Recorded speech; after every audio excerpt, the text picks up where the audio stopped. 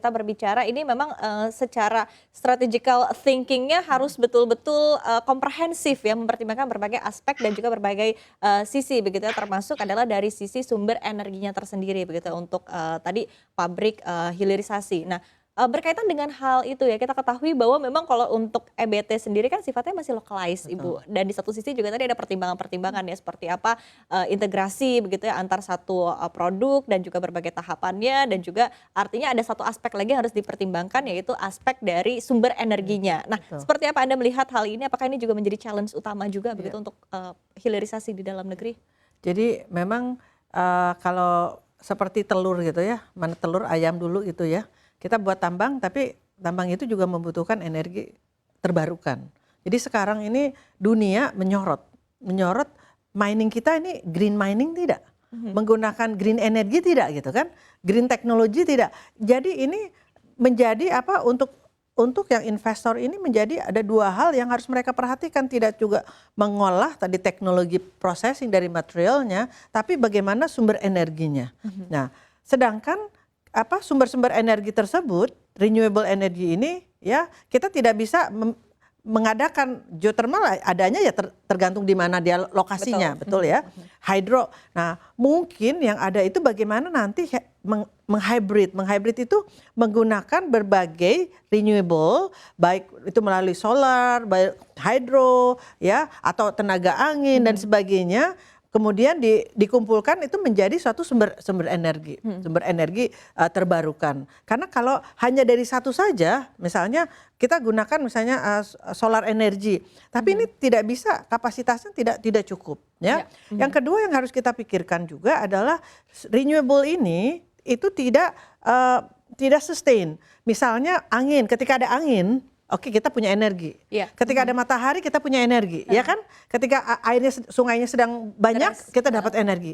Tapi ketika sudah malam, apa Iya. yang harus kita lakukan? Jadi kita membutuhkan intermittent, kita membutuhkan storage, kita Mhm. membutuhkan energi storage. Lagi-lagi untuk ini baterai energi storage ini menjadi hal yang utama lagi. Oke. Jadi Mhm mhm bagaimana itu mhm. disimpan ya, ketika apa, kita ke energinya lagi banyak ini Iya. tidak hanya langsung digunakan tapi disimpan, sehingga ketika kita misalnya kering atau sedang tidak ada matahari dan sebagainya, Iya. kita masih bisa. Betul. Jadi Mhm. ini apa, teknologi ini harus dikuasai, green teknologi ini supaya bisa berkelanjutan Ya, gitu dan ini ya. harus beriringan ya, Harus harus beriringan. sama-sama begitu. Tapi tadi saya setuju sekali dengan, pernyataan dari Prof. Evi ya, ini seperti, telur begitu ya Mhm. perumpamaannya begitu, yang mana yang duluan begitu Iya. ya, telur dan ayam. Nah, tapi kita, ke Pak Toha begitu, tanggapan Anda tadi terkait dengan apa yang sudah disampaikan oleh Prof. Evi begitu, tadi disampaikan, konsepnya mungkin bisa, hybrid Iya, ya, tadi, hybrid, iya. percampuran begitu ya untuk sumber energi. Nah, tapi di satu sisi juga ini kan tentu, ada cost lagi yang Mhm. harus dipertimbangkan, biaya investasi juga akan terus meningkat begitu ya.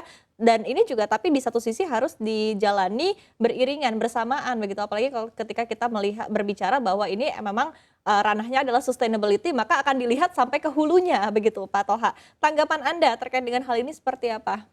Dan strategi yang bisa dilakukan?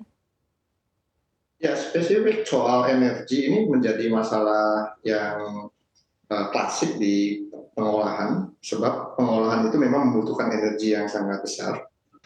Nah, eh, di satu sisi komitmen perusahaan-perusahaan di Indonesia untuk mengembangkan energi baru terbarukan itu pada dasarnya sangat tinggi. Kita paham bahwa dunia saat ini menginginkan ada transformasi dari energi fosil menjadi energi yang lebih hijau, lebih ramah lingkungan, dan mengurangi emisi karbon. Kita semua dalam posisi berkomitmen untuk melakukan itu.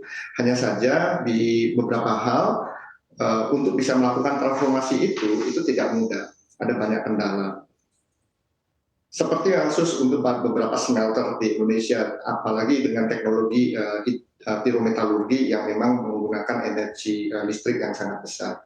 Nah, ini memang masih ada banyak kendala karena energi baru terbarukan itu masih sangat terbatas sumber dayanya, dan sustainability-nya atau pasokannya tidak bisa continuous. Nah, yang sudah saat ini kita lakukan adalah bagaimana mengkombinasikan antara energi baru terbarukan dengan energi berbasis fosil. Satu hal yang juga harus diingat bahwa Indonesia adalah negara dengan cadangan batu bara yang sangat besar. Nah, artinya apa? Artinya jangan juga kemudian kita memaksakan untuk beralih ke energi baru terbarukan, dan kemudian kita mengabaikan potensi batu bara yang kita miliki.